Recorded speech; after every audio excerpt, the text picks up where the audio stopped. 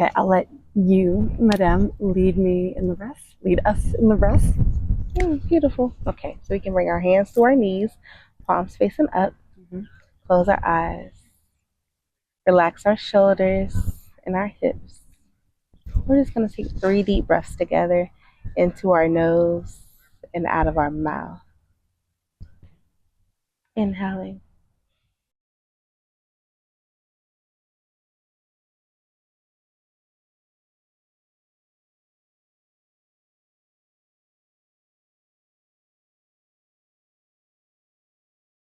We put our hands down on our knees. We are grounded. We are ready.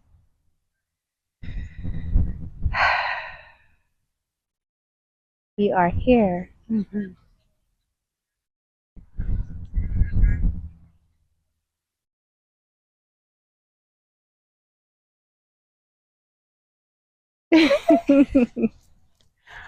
Thank you for breathing with me. Oh my goodness. Thank you. Thank you for leading that. I appreciate you. I appreciate that. I appreciate you. I appreciate the space that we're sharing. Yes, thank you. I'm excited. Thank you. All right, so can you start off by introducing your name, where you're from, and a little bit about yourself? I am Ori Lotus. My friends call me V or Ori. I answer for both. So I am from Jacksonville, Florida, born and raised. I graduated from Wolfson High School. I went there all 4 years, and I was a part of their business and law magnet program. Then from there, I went to FSCJ to study psychology. I wanted to learn about people.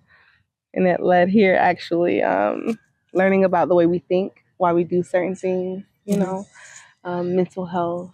Just when I was getting into those studies and everything was being broken down to me. And then I started getting deeper in my yoga practice. It's just like everything is connected. I love to do yoga. I love to be outside. I love to eat food. I love to turn up sometimes. I feel like I'm pretty balanced. I like to travel. I like to meet new people. I like to talk to strangers. I feel like every person that you talk to, you can learn something from. Yes.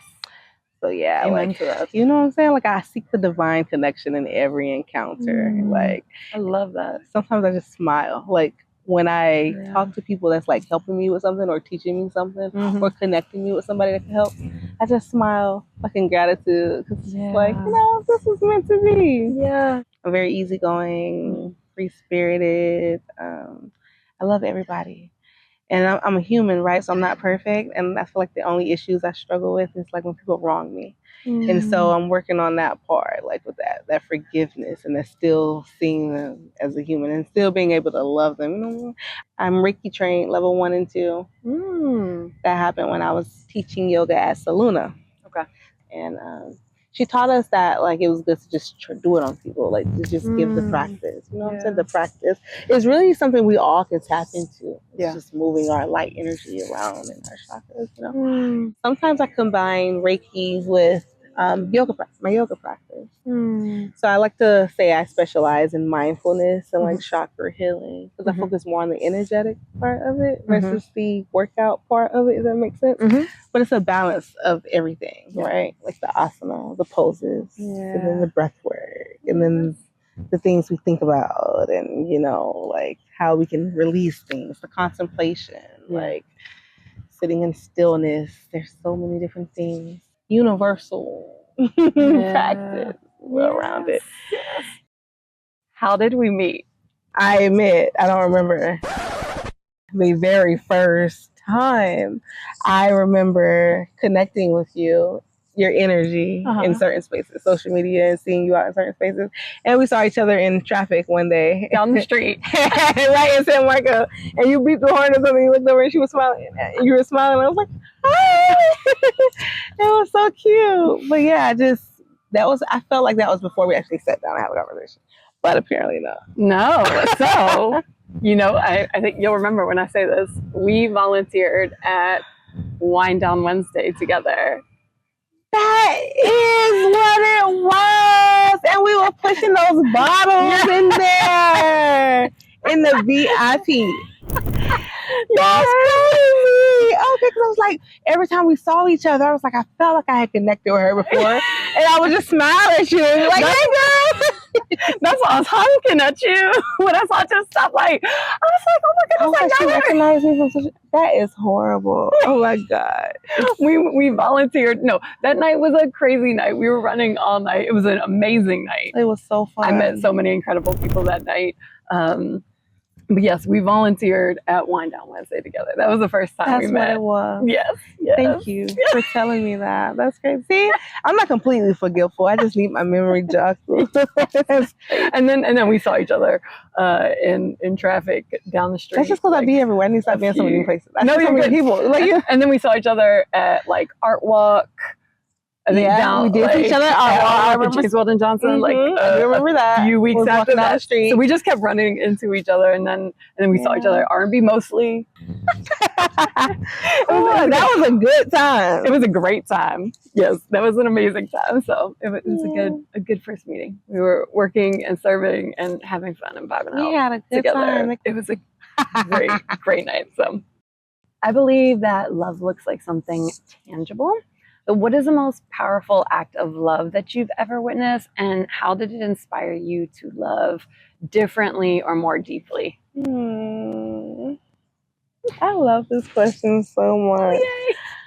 I was thinking about this question, right? And I was just like, if I think of like love and what it means to me and the most powerful form of love, I can only think about God. I feel like God's love is the most powerful, most unconditional, like, divine, whatever, whoever calls it what they choose to. But I witnessed that like on a really deep level, like in times where I felt like I had nobody else, like, when I felt like I was at my lowest, but things were just happening for me, like blessings was just being poured out to me. I don't know, I just felt like I'm so loved. Like sometimes I'm riding in the car and like I just smile to myself, or I might like not like cry, but like get a little emotional, like damn man, like I've been through it, and people see this, all the good in me, you know what I'm saying, and I can share my light with others regardless of what I went through. I feel like that's divine love, you know what I'm saying, like that's unconditional love. And so I don't know, what it teaches me is to love other people, like to give people grace, to give compassion, like, you know what I'm saying, like when you understand God's love and how that love radiates within you, you begin to see yourself as that. So I feel like my spiritual journey kind of helped me connect more with love, or the love within myself. And I feel like all of that connects to the divine. So I can't really separate love from that. And no human has loved me as much as I feel like God loves me. And so, I just feel like, you know how you see certain things happen in your life and you just know it's divine? Like, you know what I'm saying? Like, and then you may not even feel like you're fully worthy or you're deserving, you know what I'm saying? But you still, experience the good. And and I just feel like we should see others as a reflection of us, you know what I'm saying? So that we can see the love and the divine within them. But I feel like it's also kind of like, you can like appreciate who someone is and acknowledge where they are and send grace to them. And you may not necessarily be in alignment with them or be on their same level, but you can still see them as a God's child or a human being. You know what I'm saying? So I just feel like, I don't know, God's love is the best. Yes, agreed. I don't know if that was cliche or what, but like I just I can't think of I do have some other examples of love though, but that's like the most. Well, no, I love that. I'm wondering, do you have a specific example of maybe how that showed up for you, and specifically how that kind of changed your perspective and caused you to look at things differently and love differently? So outside of God and my mom, I can only think about one other person that just made me feel extremely loved. So I'll use I had an ex. I'm telling my business. His name was Sean, and he was. I consider him not sorry to my other exes. But I consider him my first real boyfriend, right? And he he just, like, we were best friends for like 2 years before we started dating. And when I tell you he knew me like inside out. And before we were even like deep in our relationship, he would just do things to show he cared for me. So like 6 months into our relationship, he brought me a laptop. So he brought me a laptop so that I can work on my business, because he knew that I was teaching yoga, and that's when I was starting my girl group initially. Like, it was called She Moves. The She stood for support, help, and empower. But he helped me with logos, and he brought me the laptop and everything. And one time for Valentine's Day, he brought me a jar and had sand in it, and he wrote on really small like pieces of paper little like affirmations and reasons why he loved me. And girl rolled them up, tied them with a string, and put it in this jar with pink sand and gifted it to me. And he wanted me to open one up each day. I had never experienced something like that before. And it's that, and it's just like a lot of things. Like he made me like a collage one time with like all our pictures and everything. And like, I don't know, he was just there for me. Like, he listened to me, he showed up for me or whatever. So I'll use that example as it relates to I wasn't raised or shown how to love or how to receive love as a child, right? Like, my mom loved the hell out of me. My dad wasn't there. Yeah. And so like in a relationship, I didn't know how that was supposed to feel. And so that's why I call him my first real boyfriend, because he's the first person that like showed me how I wanted to be treated and how I wanted to feel. Like, that love was unconditional. No matter what we got into, no matter what we argued about, like, we could be mad at each other and we still like talking and hanging out. Like, he was my best friend. Like, even after we broke up, we were still talking and everything, you know. It was just like, you know how they say right person, wrong time, or like, you know, everything happens for a reason. I don't really say right person, wrong time, because I feel like if he was the right person, we would be together, you know. I feel like everything is divine. But he was the right person at that time. Yeah. He was supposed to teach me some things and help me grow and develop. He helped me become more confident, you know, within myself. And that's love. Like, I don't know. He increased my self-worth. But that situation, I did something that wasn't totally good in that. And I felt like at that time, I had a lot of trauma I needed to heal through, because I didn't know how a healthy relationship was supposed to be. And it just, I'm not going to say it's my fault, but like, it taught me, I broke his heart. And I'm going to say that without saying a lot. And I didn't mean to. Like, I really didn't mean to. It was just like, I don't know. I'm not even going to make no excuses, because I went to therapy and everything. But it's just like, that taught me that I never wanted to do that again to anybody else. Yeah. Like, how, like, hurting him hurt me. I just want to give somebody my best. I want to love like he loved me. Yeah. Like, you know, like, I want to have a redo in a healthy relationship. Like, because I feel like I'm ready now. I feel like if we would have met at a different time, things probably would have been different, you know. But like, he was so special, so different. But yeah, so I feel like that situation changed my perspective on relationships. It sounds like you finally experienced what it's like for someone to really truly love all of you and be invested in you and your dreams and like pour into that and nurture that garden. Like, to know what it's like, right? I'm grateful for that. Like, it's better to have loved than to not have loved at all. You know what I'm saying? And so, yeah, like, he did teach me a lot about what I want. But I think about it like, damn, is it gonna happen again?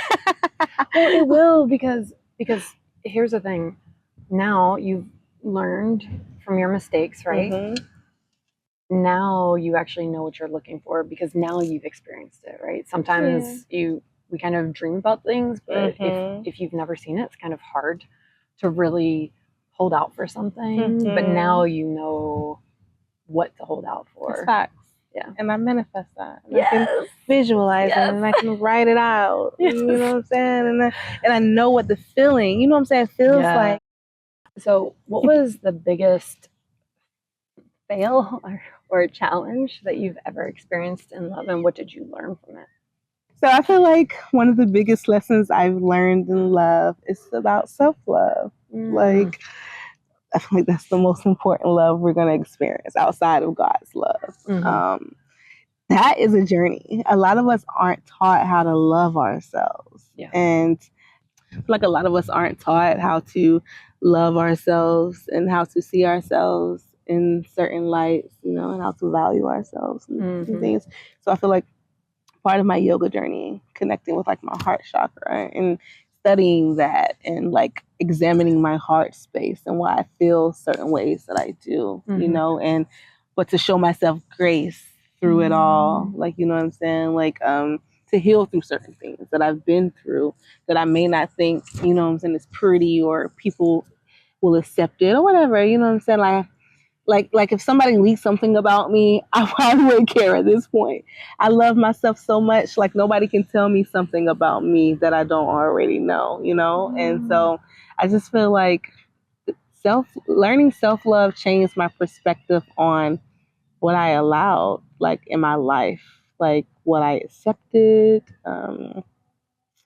I don't know how when I think about the four agreements, and one of the four agreements is I do not make assumptions. I don't take anything personally, and probably going about this in a roundabout way, but those two agreements kind of help with my self love, like not taking things personally, not making assumptions, because why do I think certain things? Like, why do I think people are trying to harm me or like go against me or like trying to like, you know what I'm saying, slight me or whatever, you know? And I feel like that is also a reflection of like self love, like, and how I see myself, you know? So yeah, that just changed my perspective on how people should feel about themselves. That's why I love being around women and bringing women together, because the shit that I had to heal through and how I had to love myself, I know a lot of us are going through that. And so I try to help other people with the tools that I, you know, was gifted with, you know, from knowledge or from practice and, you know, or life experience or coming across people. And I just like, you know, because we're a collective at the end of the day. Individuality is an illusion, you know? So I'm like, what can I do to help the collective? And so that's what I connect with. Like I connect with healing, I connect with yoga, I connect with like self-awareness and femininity, like all of the things. What is the most meaningful way that you've shown love, and what do you hope that others can learn from it? I think the most meaningful way I show love to somebody is when I call it speaking to their soul. It's something I do in guided meditation practice during Shavasana. And I just feel like I'm nurturing them. Like everybody is laid out in corpse pose. And I just walk around the room and I tell them how to relax and how to breathe to release certain things in their body to kind of watch them melt. But I also just try to like breathe the room and like pour certain affirmations and certain philosophy and like self-worth, like self-affirming things into them. And so I love that. I don't know. I see people smile sometimes. Sometimes they'll bring their hands to their heart, you know, and I just feel like it's helping them connect with the love within themselves. We all have an inner nurturer. Like we all have love for them. Love is the pure essence of who we are, right? It's like when you were born, all you were when you came into this earth, this world was a ball of love. The world probably taught you to be something else, but you know what I'm saying? Yeah. You wanted to talk to people, you know what I'm saying? You wanted to be curious. You didn't have any fear. Yeah. It was just love, you know? And so I feel like I help people return home to themselves by speaking to their soul. Because this is where we live. We are spiritual beings in a physical vessel.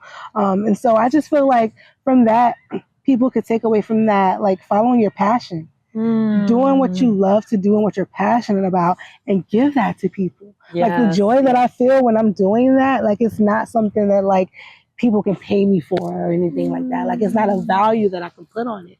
Because I love to do it. Like even now, like it's making me feel like some type of way, because it's just like, share what you like. We're gifted people. Humans are so intelligent, and we all have different things that we love to do. I feel like that is our dharma. In yoga, we talk about our dharma, our purpose a lot, that connects to our crown chakra. That is your purpose. Silence your mind and tune into your soul and think about what it is you love to do. How do you like to make people feel? What are the things you're doing when you're making people smile and laugh? Like, you know? Yes. Yeah, do what you love to do. Yes. Everyone can definitely learn that and do more of that. Yeah. I really love that, because you're right. It's so powerful when you see something in someone and you call that out and you speak. Because at that point, you're not just like speaking to someone, you are truly speaking to their soul and like awakening something. You know, when somebody says something powerful to you, like you feel it. Feel it like it's your truth, like your internal truth. Like, damn, thank you. Yes. Like, I agree with that. I receive that. I feel that all the time. That's why I like talking to strangers. Because people be talking to me and saying stuff to me. And I'm like, how could you know that? And that's how I know it's divine. Yes. Yeah. Yeah. So I just feel like I'm giving back God for this too. I feel like I'm channeling, kind of. That's a better word for it. Because this is not just coming from me. I'm not just speaking to your soul. Yeah. The divine, my ancestors, whatever higher like entities that like support me and love me, they speak to me. I always do an invocation before my classes to set an intention. You know what I'm saying? Give me the messages that I need to give to others. Yeah. You know? Yeah, and I just flow with that. Thank you for doing that. I love that. That is so wildly powerful, and that's such a gift that you're giving to others. And I think everyone can do that, because I think sometimes we see things in other people, and for whatever reason we may not call it out. So I think people can definitely learn that from you. And B, also, like you said, just people walking in their purpose is so powerful, because when we're really walking in our purpose, we truly do end up impacting others and making other people's lives better. So absolutely. Throat chakra. Yes. Express yourself.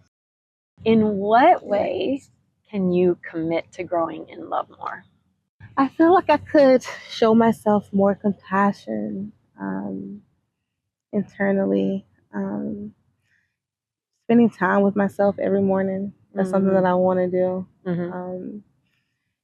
Holding space for people, really listening to them, like slowing down. This is one thing to practice stillness and slowing down in yoga, but to actually, like, we're holding space with each other. Sometimes when we're talking to each other, we have a lot of things in our head. Yeah. And sometimes I talk so fast, I'm trying to get my thoughts out.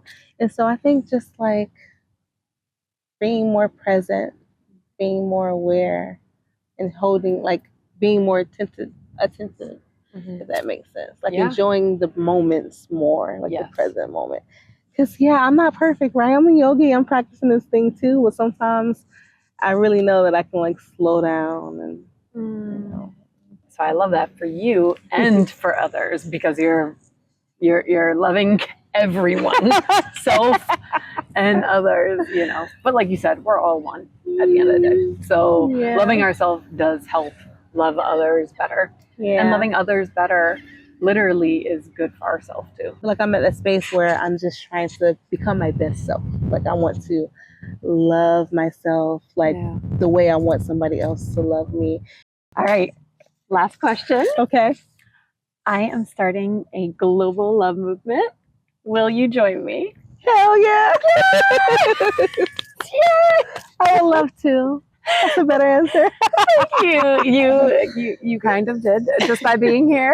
You don't have a choice, but no, you have a choice. I love that. Love is universal, seriously. Yes. And it is global. And love is healing. Yes. And if we spread that love more, like, you know. Yes. I do this meditation. I'll share it with you really quick before we end.